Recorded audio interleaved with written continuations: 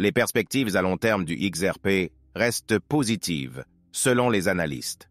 Le trader et analyste renommé Michael Van de Papi a salué la performance du prix du XRP suite à l'issue positive de son procès devant la SEC.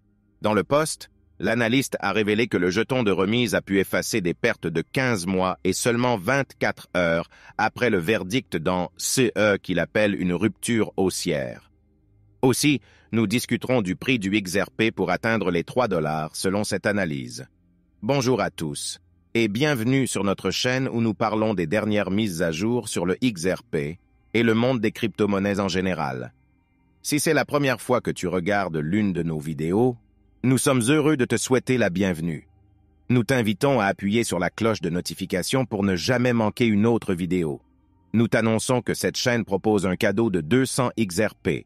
Pour avoir une chance de participer, il te suffit simplement de t'abonner à la chaîne, de liker cette vidéo et de commenter avec le hashtag XRP, et le gagnant sera annoncé aujourd'hui à la fin de la vidéo. En outre, Van de Papi a suggéré aux investisseurs d'allouer judicieusement leur capital à l'avenir, de mettre en œuvre une approche d'achat périodique par somme fixe et de ne pas se laisser influencer par leurs amis et les médias sociaux. Il a conclu le tweet en partageant qu'une perspective à long terme sera la clé et que les investisseurs devraient simplement conserver leurs avoirs en XRP.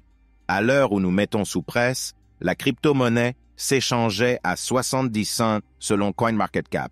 Cela s'est produit après que l'altcoin a enregistré une perte de 0,51% sur 24 heures, ce qui a également poussé sa performance hebdomadaire dans la zone rouge à moins 3,13%. En plus de s'affaiblir par rapport au dollar, le XRP a également été surpassé par les deux leaders du marché que sont le Bitcoin et l'Ethereum au cours des 24 dernières heures. Le 13 juillet 23, le procès pluriannuel de Ripple avec la SEC s'est conclu et il a été décidé que le XRP n'est pas une valeur mobilière. Cela a entraîné un rallye de plus de 70% dans les 24 heures qui ont suivi. Au cours de cette période, le prix de l'altcoin est passé d'un minimum de 46 cents à un maximum de 93 cents, transformant le niveau de résistance de 68 cents en support. Il a ensuite clôturé la bougie journalière à 81 cents. Les traders ont continué à prendre leurs bénéfices le 14 juillet 23 et ont repoussé le cours du jeton de remise sous le niveau clé à 76 cents. Les vendeurs ont ensuite tenté de faire passer le XRP sous la barre des 68 cents récemment retournés, mais les haussiers ont défendu le quai de soutien et ont persisté à faire grimper le prix du XRP juste au-dessus de la résistance de 84 cents. Cependant, le XRP n'a pas réussi à fermer une bougie journalière au-dessus de ce point. Le rejet de 84 cents a vu le XRP décliner dans les 2 jours qui ont suivi, cassant une fois de plus sous 76 cents. Au cours de la semaine dernière, le XRP a connu une phase de consolidation entre 68 cents et 76 cents, où il continuait de s'échanger au moment de la mise sous presse. La victoire de Ripple en référé ajoute de la complexité à l'analyse du test de Howey. Le récent jugement sommaire en faveur de Ripple dans le procès en cours entre XRP et la SEC a enflammé les discussions et les débats parmi les experts juridiques et les passionnés du monde entier. Au centre de la controverse se trouve le test Howey, une norme juridique cruciale utilisée pour déterminer si une transaction implique un contrat d'investissement et relève de la réglementation sur les valeurs mobilières. Dans un nouveau podcast Down the Chain Live, Jeremy Hogan a soulevé la question de savoir si le test de Howey a été appliqué de manière cohérente pour déterminer si le XRP doit être classé comme une valeur mobilière. Hogan a reconnu que malgré près de 80 ans depuis la création du test Howey, il n'existe toujours pas de jurisprudence claire fournissant des orientations définitives sur la question. Alors que certains esprits juridiques affirment avec assurance que le XRP est indubitablement une sécurité, d'autres émettent des réserves, invoquant l'absence de précédents juridiques décisifs. Au cours de la conversation, Hogan a également abordé les points de vue de différents commentateurs et personnalités publiques sur la décision. Notamment, Gary Gensler, le président de la SEC, est resté silencieux quant aux prochaines étapes de la commission suite au jugement sommaire. Ce silence a laissé la communauté juridique s'interroger sur les implications et les incertitudes entourant cette question. Hogan a souligné la valeur de la diversité des points de vue et a accueilli favorablement les opinions non juridiques reconnaissant leur validité. Il a déclaré « Je ne pense pas que ces gens soient fous et qu'ils disent « Non, ce n'est pas la bonne décision ». Je pense qu'ils ont tort, mais je ne pense pas qu'on puisse dire que vous êtes fou si vous n'êtes pas d'accord avec ce qu'a dit le juge Torres. Je pense qu'il y a des arguments à faire valoir des deux côtés. Je pense simplement que l'argument du juge Torres est beaucoup plus fort et a beaucoup plus de sens. Alors que le procès XRP contre SS continue de se dérouler, la discussion autour du test de Howey et de la classification de XRP en tant que valeur mobilière reste au premier plan. Les experts juridiques, comme la communauté des crypto-monnaies, attendent avec impatience de nouveaux développements pour obtenir des éclaircissements sur cette question importante et complexe. Par ailleurs, Deaton est d'accord avec Mark Cuban. Il dit que la victoire de la SEC en appel ne signifie pas une victoire pure et simple. L'avocat Deaton est convaincu que le juge Torres rendra la même décision dans l'affaire Ripple, même si la SEC gagne en appel. Dans un récent tweet, l'avocat pro-XRP John Deaton a réaffirmé que la juge Annalisa Torres rendra toujours la même décision dans l'affaire Ripple, même si l'appel de la SEC aboutit. Deaton l'a fait savoir en réagissant à un tweet de l'homme d'affaires américain Mark Cuban.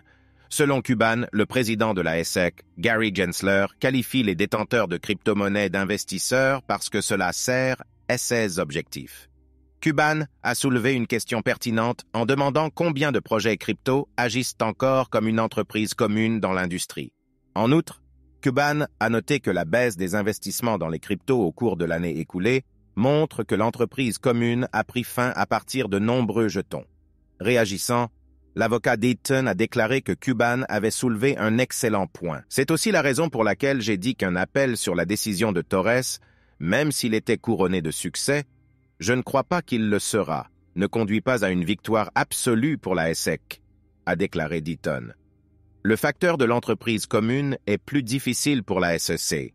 Selon lui, la décision du juge Torres sur les ventes programmatiques de Ripple ne s'est pas concentrée sur l'existence d'une entreprise commune entre la société et l'ensemble de l'écosystème XRP, puisque le troisième facteur Howey n'a pas été satisfait.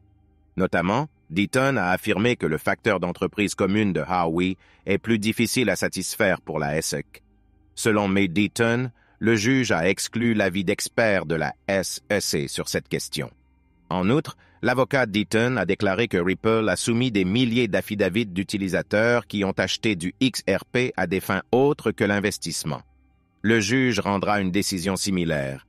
Rappelons que le juge Torres a statué que les ventes programmatiques de XRP de Ripple sur les bourses numériques ne constituaient pas des titres, car les investisseurs particuliers ne s'attendaient pas à réaliser des gains grâce aux efforts de l'entreprise. Il convient de mentionner que le juge est arrivé à cette décision en se basant uniquement sur le troisième facteur de Howey. Depuis que le juge a rendu sa décision, plusieurs avocats spécialisés en valeurs mobilières ont émis l'hypothèse que le deuxième circuit renverserait le verdict. Cependant, l'avocat Deaton a déclaré que même si la SEC gagnait en appel en ce qui concerne le troisième facteur de Howey, le deuxième circuit renverrait l'affaire. Cela permettra au juge Torres d'appliquer les deux autres aspects du test de Howey.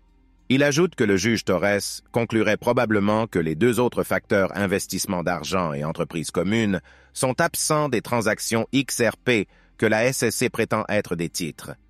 Dans ce scénario, Deaton a spéculé que le juge donnerait toujours le même résultat.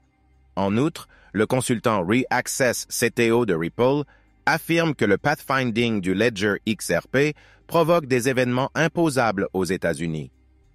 Lors d'un récent échange crypto-Twitter, Fredo Ayala, un consultant en comptabilité titulaire d'un MBA, a soulevé un point intrigant concernant les implications du pathfinding du grand livre XRP sur les événements imposables aux États-Unis. Selon Ayala, si le pathfinding aboutit au règlement d'une transaction au sein d'un seul grand livre et que les prix restent inchangés entre l'achat et la vente, les implications fiscales incombent principalement aux clients.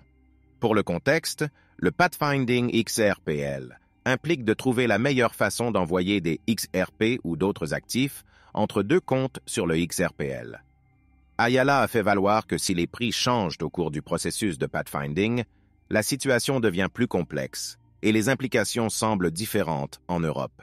Le consultant en comptabilité a suggéré que les paiements libellés en USD ou les transactions basées sur les stablecoins sur le grand livre soient préférables.